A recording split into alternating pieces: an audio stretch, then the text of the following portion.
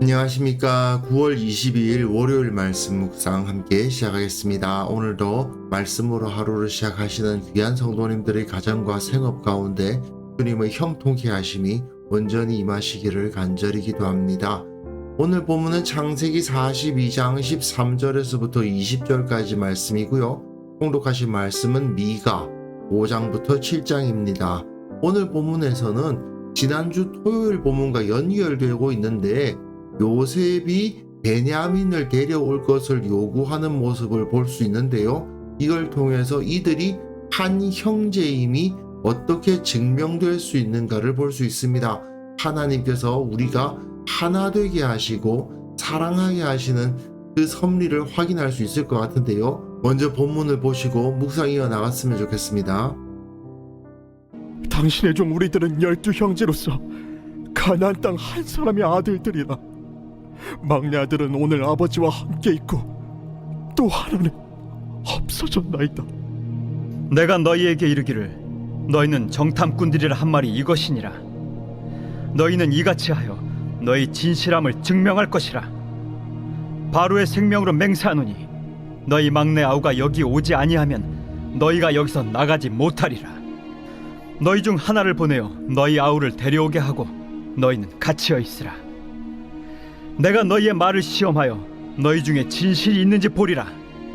바로의 생명으로 맹세하노니 그리하지 아니하면 너희는 과연 정탐꾼이니라. 그들을 다 함께 3일을 가두었더라. 사흘 만에 나는 하나님을 경외하노니 너희는 이같이 하여 생명을 보존하라. 너희가 확실한 자들이면 너희 형제 중 한 사람만 그 옥에 갇히게 하고 너희는 곡식을 가지고 가서 너희 집안의 굶주림을 구하고 너희 막내 아우를 내게로 데리고 오라. 그러면 너희 말이 진실함이 되고 너희가 죽지 아니하리라. 하니 그들이 그대로 하니라. 오늘 본문은 사실은 지난 토요일 본문하고 연결해서 읽는 것이 더 좋은데요. 어쨌든 요셉이 짐짓 그 형들을 정탐꾼이라고 간첩이라고 몰아붙이고 있죠. 형들은 자기들이 간첩이 아니라는 사실을 증명하기 위해서 우리는 한 형제들인데 어떻게 한 형제들이 위험한 일을 한 장소에서 할 수가 있느냐? 어떤 아버지가 그런 것을 허락하겠느냐? 이런 식으로 주장을 했습니다. 그런데 요셉은 이제 그 사실을 증명해 보라고 요구를 하고 있는 본문이었던 거죠. 그런데 사실 그 형들이 요셉을 노예로 팔아 넘길 때까지만 해도 한 형제 아니었잖아요. 한 형제로서 어떻게 그런 짓을 할 수가 있습니까? 요셉이 그 형들을 간첩이라고 몰아세우는 말은 결국 다르게 해석하면 우리가 진정 한 형제 맞습니까? 라고 물어보고 있는 것과도 같은 거라고 할 수 있습니다. 본문을 보시면요. 그들이 이르되 당신의 종 우리들은 12형제로서 가나안 땅 한 사람의 아들들이라.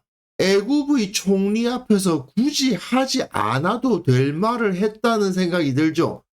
12형제라는 말을 왜 합니까? 10명밖에 없는데 우리 모두는 10명의 형제다 라고 말하는 것이 더 나을 것 같은데 다급하다 보니까 그런 말이 나왔겠죠.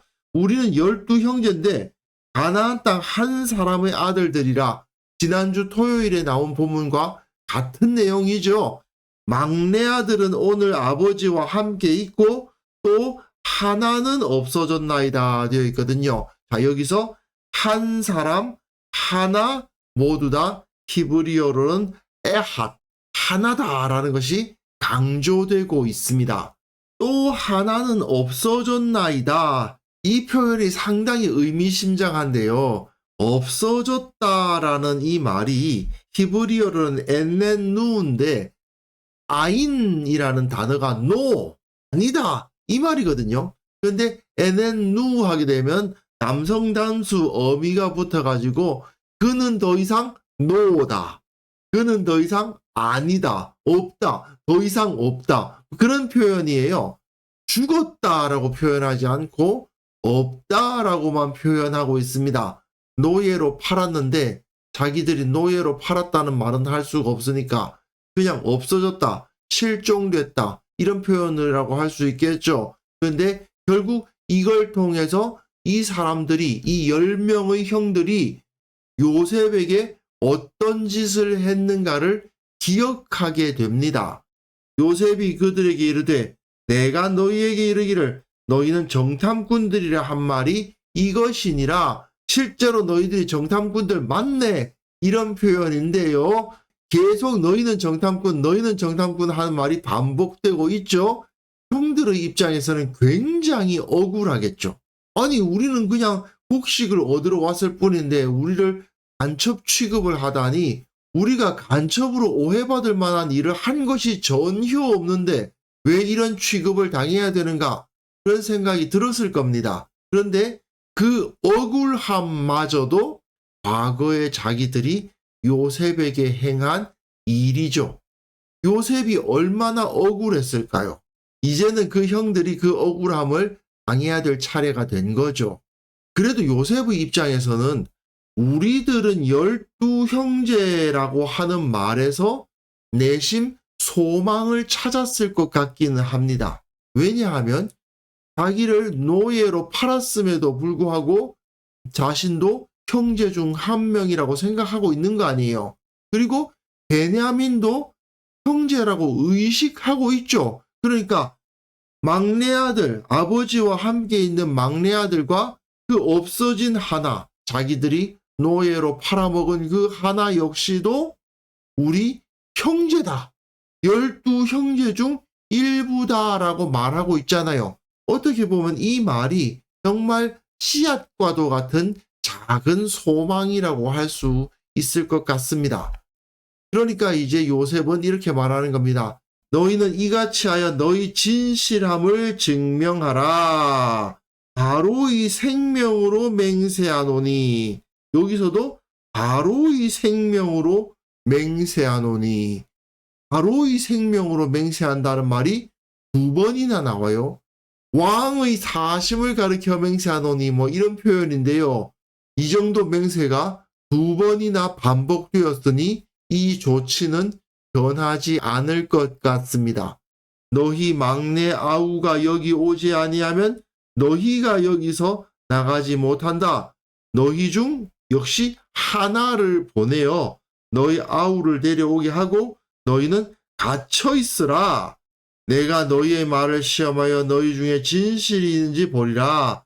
너희는 이같이 하여 너희 진실함을 증명할 것이라. 결국 역시 이것도 반복되면서 너희의 진실함을 나타내라. 근데 사실은 여기서 요셉은 너희가 정탐꾼, 간첩이 아님을 증명하라기보다는 당신들이 12형제라고 했는데 그 말을 증명하라, 이 말로 바꾸어 생각할 수가 있죠. 정말 당신이 나와 베냐민을 형제라고 보고 있느냐? 이 질문이라고 할 수 있습니다. 그들을 다 함께 3일을 가두었더라. 이거 형들이 요셉을 붙잡아서 구덩이에 던져버리고 자기네들끼리는 밥 먹었잖아요. 그거 떠올리게 하지 않습니까? 정말 억울하게 갇히는 건데 요셉도 마찬가지로 그렇게 억울하게 갇혔었죠. 그런데 여기서 우리가 놓치지 말아야 되는 것은 바로의 생명으로 맹세한다. 바로의 생명으로 맹세한다라는 말이 2번이나 반복되었다는 사실입니다. 이 정도면 절대로 변개되지 않을 일이 벌어진 거예요. 이 10명 중 1명만 가나안으로 보내어지고 베냐민을 데려와야 되는 상황이 된 거예요. 그런데 사흘 만에 3일이 지나서 요셉이 그들에게 이르되 나는 하나님을 경외하노니 너희는 이같이 하여 생명을 보전하라. 너희가 확실한 자들이면 너희 형제 중 한 사람만 그 옥에 갇히게 하고 너희는 곡식을 가지고 가서 너희 집안의 굶주림을 구하고 너희 막내 아우를 내게로 데리고 오라. 바뀌었죠. 앞에서 분명히 바로의 생명으로 맹세가 이루어졌단 말입니다. 그런데도 불구하고 하나님을 경외한다라는 말이 나오면서 바로 이 생명으로 이루어진 맹세가 깨집니다. 자, 요셉이 형들에 의해서 붙잡혀서 그 구덩이에 던져졌을 때를 한번 생각해 봐요. 요셉은 그때 형들이 자기를 죽일 거라고 생각했을 거예요. 그런데 하나님의 섭리로 말미암아 요셉은 생명을 보존할 수 있었죠. 마찬가지 아닙니까?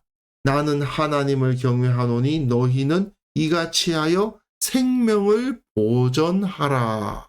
단 한 명은 인질로 잡히는 거죠. 여기서도 이 한 사람 역시 에핫 같은 말입니다. 계속해서 에핫이라는 이 하나라는 단어가 계속 반복되면서 정말 우리가 한 형제 맞습니까? 라고 질문하고 있는 거고, 당신들이 정말 우리가 한 형제라고 믿는다면 한 사람, 그 옥에 갇힌 사람을 위해서 돌아올 것이고 그때 막내 아우를 데리고 와야 될 것이다 라고 말하고 있는 거죠. 여기서 사흘, 그러니까 3일이라는 이 숫자 자체도 상당히 상징성을 가지고 있는 것으로 보입니다. 왜냐하면 3은 하늘을 상징하는 숫자예요. 요셉이 형들에게 의해서 붙들려 가지고 구덩이에 던져졌을 때 자기가 형들에 의해서 죽을 거라고 생각했는데 하늘에 계신 하나님의 섭리로 생명을 보존할 수 있었잖아요. 여기서도 사흘 만에 9명을 억류하고 1명을 보내려고 했다가 1명만 억류하고 9명을 보내는 이 역시 죽이려고 했다가 노예로 파는 것과 비슷하죠. 그래도 죽이는 것보다는 노예로 파는 것이 생명을 보존하게는 해주는 거니까 붙잡긴 붙잡았지만 1명만 붙잡고 있는 것이 나은 거 아닙니까? 마찬가지로 비슷한 경험을 이들 형들이 경험하도록 하는 겁니다. 이렇게 결국 요셉을 노예로 팔았던 형들은 자신들이 과거에 행했던 일들에 대한 보복을 당하고 있는 셈입니다. 하지만 이거야말로 그들에게 주어진 회개의 기회라고도 할 수 있겠죠. 그리고 하나님께서는 이것을 통해서 저들의 한 형제됨을 회복시켜 주실 겁니다. 그들에게 기회가 주어진 셈이에요. 이와 비슷하게 하나님께서 우리의 잘못을 깨닫게 하시는 경우가 있지 않습니까? 그때마다 하나님은 우리에게 회복의 기회를 주십니다. 혹시 우리의 가정과 교회 가운데 깨어진 관계가 있다면 하나님께서 우리의 잘못을 깨닫게 해주셨을 때 순종하고 회개하고 회복시키는 그 선택을 행해야 될 것입니다.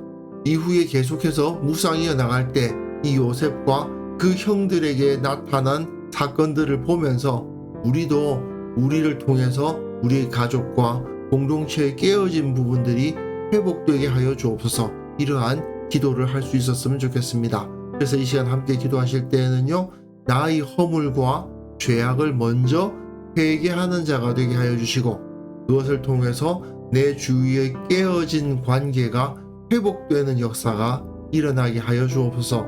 우리 교회 가운데 깨어진 부분들, 죄악 모두 다 제거하여 주시고 오직 사랑하고 연합하는 공동체가 되게 하여 주옵소서. 함께 기도하는 시간 가졌으면 합니다.